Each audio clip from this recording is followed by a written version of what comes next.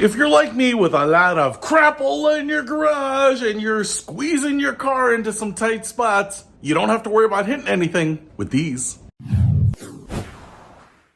What's happening, Panda Nation? Peter Von Panda out here with my BMW i3, and I don't have enough space for stuff. That's my problem. Or I've accumulated too much stuff, but that is an impossibility, so forget I even said that. But one of the things that happens here is that I've got stuff in front of my car, and thankfully the i3 is a very short car, but I don't want to hit anything. I don't want to knock over my golf clubs, smash my electric tricycle, anything like that. I do have my little stop sign there. I swear by those things. They are really good. Simple $5 or $6 solution that helps you stop. But thought maybe I would use something that's a little bit more reliable. So I got these. These are little bumpers. They sit on the ground, kind of like the concrete bumpers at your local parking lot. And I thought, well, this is kind of nice because, yeah, I can see that sign. Sometimes it gets moved around a little bit, but if I have these there too, I can feel it and it'll prevent me from really running anything over. So this box is actually pretty heavy for as small as it is. And I think we've got two little bumpers there. And now that I've got my car parked in a spot that's good, safe for my stuff, maybe we can put these on the floor and mount them permanently so that I can just pull in and be a little more aggressive with it. Let's open this up and see what we get first. All right, so I'm gonna open the box here on my very autumn floor with a lot of the visiting leaves. We get two of these stops here, and I'm kind of curious what they're made out of.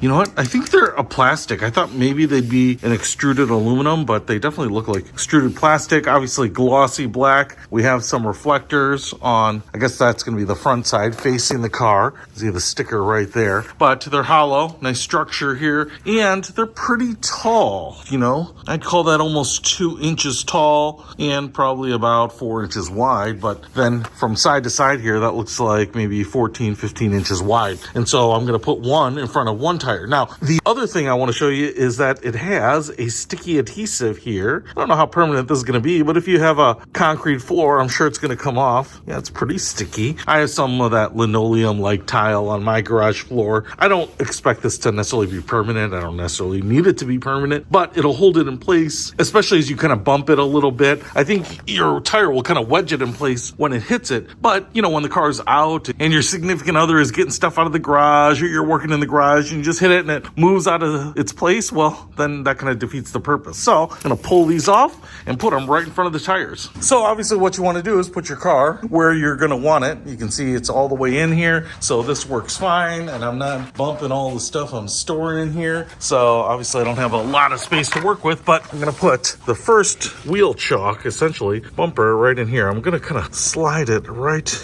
in there. I've got it angled up so that I don't put that adhesive down quite yet. And I'm just going to try to center it on the wheel too. It gives me a little wiggle room on either side. And then I think that should kind of do it. All right. Tire's barely touching. Now, when I roll up a little further, I've definitely got more space there, but it'll probably be another inch or so in front of that. So it depends on how much forgiveness or margin of error you want on either side. If you want to back up your car a little bit so that it barely fits, so that when you ride up on this thing, you know it's going to fit forward. But for me, I've got, you know, probably another foot that I could come up if I really needed to. So I think that's a good spot for it. I'm going to put the other one down and then we'll try it out. All right, so I'm in my car, just opened up the garage, ran some errands here, and I can see the little bumpers right where I placed them. So now the question is, do they work, or will I run over them, get my car stuck on the far side? Will I accidentally move them? Will that adhesive give out? I don't know. I've got the little stop sign there as well, so I'm just kind of pulling up. I'm kind of aligning my front bumper to the stop sign, and let's see if we hit the stop sign or the bumps first.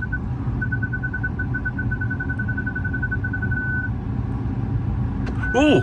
All right, I got both. That's how close it is. But the funny thing is I felt it right up. I'm going to hit park here. Okay, and it stopped right where I wanted it to. Obviously, that did not seem that fast, right? But that was the fastest I've ever parked this car. I'm always kind of inching forward, and let's see. Oh, look at that. And actually, what I can tell you is they're not right on the bumper, so they kind of rolled up and then backed off of it, so it's perfect. And you can see I'm not even touching my stop sign, so I kind of banged it a little bit and then backed off. So pretty awesome. These things worked great. If you want to pick up some bumpers for your garage, kind of take the guesswork out of where you're parking, make it idiot proof. Actually, I don't even think you would need both of these on one car. If you have two cars, I bet you could just put one in front of the wheel on each car because your cars are going to torque around it, right? So definitely could be used for two cars. Actually, I didn't even think of that. I probably wasted one by putting it on the other side. I could probably use it on my Buick here. So, hey, if you want to pick these up, they're not expensive and they work. They're going to make things a lot easier when I'm not paying as much attention as I am right now. I'll put a link to these in the description below. Peter Von Panda, out.